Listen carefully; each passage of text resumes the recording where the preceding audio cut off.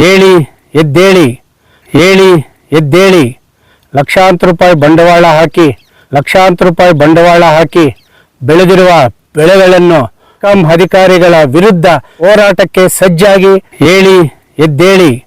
ಲಕ್ಷಾಂತರ ರೂಪಾಯಿ ಬಂಡವಾಳ ಹಾಕಿ ಬೆಳೆದಿರುವ ಬೆಳೆಗಳನ್ನು ರಕ್ಷಣೆ ಮಾಡಲು ಸಮರ್ಪಕವಾದ ವಿದ್ಯುತ್ ನೀಡದ ಬೆಸ್ಕಾಂ ಅಧಿಕಾರಿಗಳ ವಿರುದ್ಧ ಸೆಟೆದು ನಿಂತು ಅವರ ವಿರುದ್ಧ ಹೋರಾಟಕ್ಕೆ ಸಜ್ಜಾಗಿ ಬೆಳೆಯನ್ನು ರಕ್ಷಣೆ ಮಾಡಿಕೊಳ್ಳಿ. ಇಡೀ ದೇಶಕ್ಕೆ ಅನ್ನ ಹಾಕುವ ಅನ್ನದಾತನ ಕೈಗೆ ವಿಷದ ಬಾಟಲನ್ನು ಕೊಡುತ್ತಿರುವ ಬೆಸ್ಕಾಂ ಅಧಿಕಾರಿಗಳ ವಿರುದ್ಧ ಈ ಕೂಡಲೇ ರೈತರು ಒಂದಾಗಬೇಕು, ಹೋರಾಟಕ್ಕೆ ಮುಂದಾಗಬೇಕು, ಬೆಳೆಯನ್ನು ರಕ್ಷಣೆ ಮಾಡಿಕೊಳ್ಳಬೇಕು. ನಮ್ಮ ಕಷ್ಟಕ್ಕೆ ತಕ್ಕಂತೆ ಮಾರುಕಟ್ಟೆಯಲ್ಲಿ ಇರುವ ಬೆಲೆಗೆ ತಕ್ಕಂತೆ ಬೆಳೆಯನ್ನು ರಕ್ಷಣೆ ಮಾಡಲು ವಿದ್ಯುತ್ತನ್ನು ನೀಡಲೇಬೇಕು. ಬೆಸ್ಕಾಂ ಅಧಿಕಾರಿಗಳೇ, ರೈತ ವಿರೋಧಿ ಧೋರಣೆ ಕೈಬಿಡಿ.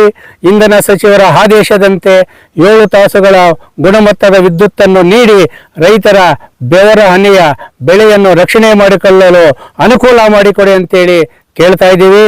ಇಂಧನ ಸಚಿವರೇ ನಾಪತ್ತೆಯಾಗ್ಬಿಟ್ಟಿದ್ದೀರಾ, ಉಸ್ತುವಾರಿ ಸಚಿವರೇ ನಾಪತ್ತೆಯಾಗ್ಬಿಟ್ಟಿದ್ದೀರಾ. ಲಕ್ಷಾಂತರ ರೂಪಾಯಿ ಬಂಡವಾಳ ಹಾಕಿ ಬೆಳೆದಿರುವ ಬೆಳೆಯನ್ನು ರಕ್ಷಣೆ ಮಾಡಿಕೊಳ್ಳಲು ರೈತರು ಮನೆ ಮಠ ಬಿಟ್ಟು ಇವತ್ತು ಕೃಷಿ ಪಂಪ್ಸೆಟ್ಗಳ ಬಳಿ ಸಂಸಾರ ಮಾಡಬೇಕಾದ ಪರಿಸ್ಥಿತಿ ಇದೆ. 3 ತಿಂಗಳ ಹಿಂದೆಯೇ ಇಂಧನ ಸಚಿವರು ವಿಧಾನಸಭೆಯಲ್ಲಿ ಪತ್ರಿಕಾ ಮತ್ತು ಮಾಧ್ಯಮಗಳಿಗೆ ಈ ಬಾರಿ ಉತ್ತಮವಾದ ಮುಂಗಾರು ಮಳೆಯಾಗಿದೆ, ಎಲ್ಲ ನದಿಗಳು ಕೆರೆ ಕುಂಟೆಗಳಲ್ಲಿ ನೀರಿದೆ, ವಿದ್ಯುತ್ ಅಭಾವ ಆಗೋದಿಲ್ಲ ಅಂತೇಳಿ ಮಾತು ನೀಡದಂತಹ ಇಂಧನ ಸಚಿವರೇ ನಿಮ್ಮ ಮಾತಿಗೆ ಏನಾದರೂ ಲಕ್ಕವ ಹೊಡೆದಿದೆಯಾ? ಯಾಕೆ ಈ ರಥ ಹೇಳ್ತಾ ಇದ್ದು ಗೊತ್ತಾ? ನಮ್ಮ ಕಷ್ಟ ನಮಗೆ ಗೊತ್ತು. ಇವತ್ತು ಲಕ್ಷಾಂತರ ರೂಪಾಯಿ 1 ಎಕರೆ ಟೊಮಾಟೊ ಬೆಳಿಬೇಕಾದ್ರೆ 3 ಲಕ್ಷ ಬಂಡವಾಳ ಆಗಬೇಕಾಗಿದೆ.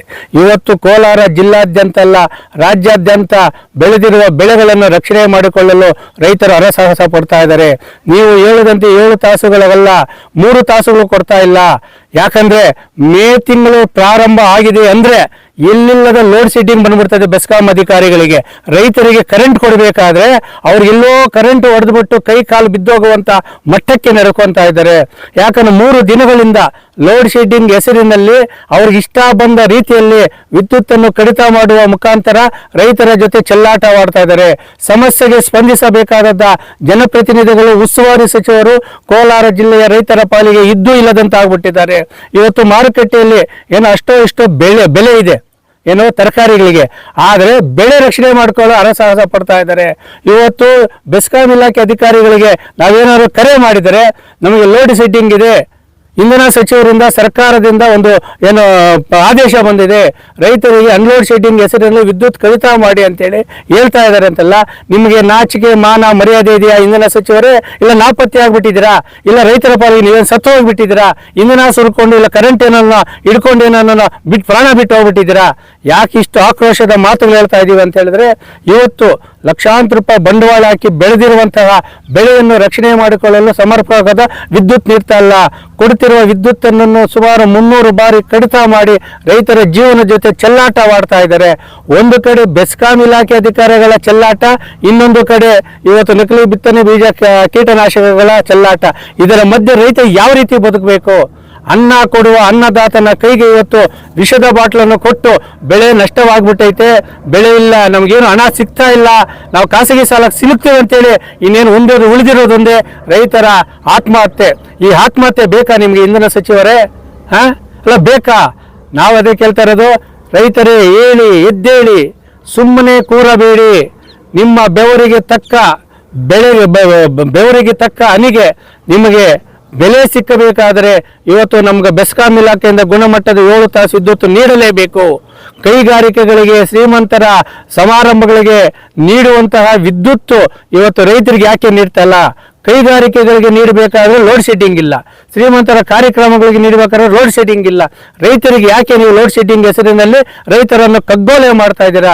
ಅದಕ್ಕೋಸ್ಕರ ಹೇಳ್ತಾನೆ, 80ರ ದಶಕದ ಪ್ರೊಫೆಸರ್ ನಂಜುಂಡಸ್ವಾಮಿಯವರ ಹೋರಾಟದಂತೆ ಹೇಳಿ ಎದ್ದೇಳಿ, ಅನ್ನದಾತರೇ ಎದ್ದೇಳಿ, ಬೆಸ್ಕಾಂ ಇಲಾಖೆ ವಿರುದ್ಧ ಸೆಟೆದು ನಿಲ್ಲೋಣ, ನಮ್ಮ ವಿದ್ಯುತ್ತನ್ನು ನಾವು ಪಡೆದು ನಮ್ಮ ಬೆಳೆಯನ್ನು ರಕ್ಷಣೆ ಮಾಡಿಕೊಳ್ಳೋಣ ಎಂದೇಳಿ ದಿನಾಂಕ 28/4/2026 ಮಂಗಳವಾರ ಬೆಳಗ್ಗೆ 10:30 ಕೈಯಲ್ಲಿ ವಿಷದ ಬಾಟಲು, ತಲೆ ಮೇಲೆ ಕಲ್ಲು ಮತ್ತು ಬೆಳೆಗಳ ಸಮೇತ ಇವತ್ತು ಬೆಸ್ಕಾಂ ಇಲಾಖೆ ಮುತ್ತಿಗೆ ಹಾಕ್ತಾ ಇದ್ದೀವಿ. ಆ ಬೆಸ್ಕಾಂ ಇಲಾಖೆ ಮುತ್ತಿಗೆ ಹಾಕಿ ಏನೋ ಅಲ್ಲಿನ ಸಂಬಂಧಪಟ್ಟ ಇಲಾಖೆಯವರು ಬಂದ್ಬಿಟ್ಟು ಆಯಿತು ಮನವಿ ಕೊಡಿ ನಾವು ಮಾಡ್ತೀವಿ ಅಂತಲ್ಲ, ಅದೆಲ್ಲ ನಮ್ಗೆ ಬೇಕಾಗಿರೋದು ರಾಜ್ಯದ ಏನು ಬೆಸ್ಕಾಂ MD ಬರಲೇಬೇಕು, ರೈತರ ಸಮಸ್ಯೆ ಬಗೆಹರಿಸಲೇಬೇಕು, 8 ತಾಸುಗಳ ವಿದ್ಯುತ್ತನ್ನು ಗುಣಮಟ್ಟದ ವಿದ್ಯುತ್ತನ್ನು ನೀಡಲೇಬೇಕು, ಬೆಸ್ಕಾಂ ಇಲಾಖೆಯ ರೈತರಿಗಾಗುವ ಶೋಷಣೆಯನ್ನು ತಪ್ಪಿಸಲೇಬೇಕಂತೇಳಿ ದಿನಾಂಕ 28/4/2026 ಮಂಗಳವಾರ ಬೆಳಗ್ಗೆ 10:30ಕ್ಕೆ ಕೈಯಲ್ಲಿ ವಿಷದ ಬಾಟಲು, ತಲೆ ಮೇಲೆ ಕಲ್ಲು ಬಂಡೆ ಮತ್ತು ಬೆಳೆ ಸಮೇತ ಕೋಲಾರ ಬೆಸ್ಕಾಂ ಇಲಾಖೆ ಮುತ್ತಿಗೆ ಹಾಕ್ತಾ ಇದ್ದೀವಿ. ದಯವಿಟ್ಟು ಕೋಲಾರ ಜಿಲ್ಲೆಯ ಎಲ್ಲ ನೊಂದು ಬೆಂದಿರುವ ರೈತರು, ಕನ್ನಡ ಪರ, ದಲಿತ ಪರ, ರೈತ ಪರ ಸಂಘಟನೆಗಳು ಈ ಹೋರಾಟಕ್ಕೆ ಬೆಂಬಲವಾಗಿ ನಿಂತು ಅನ್ನದಾತನ ರಕ್ಷಣೆ ಮಾಡಬೇಕು, ಭ್ರಷ್ಟಾಚಾರ ತೊಲಗಬೇಕು, ನಮಗೆ 7 ತಾಸುಗಳ ವಿದ್ಯುತ್ ನೀಡಲೇಬೇಕೆಂಬ ಹೋರಾಟಕ್ಕೆ ಎಲ್ಲರೂ ಸಹಕರಿಸಬೇಕಂತೇಳಿ ಮನವಿ ಮಾಡ್ತಾ ಇದ್ದೀವಿ.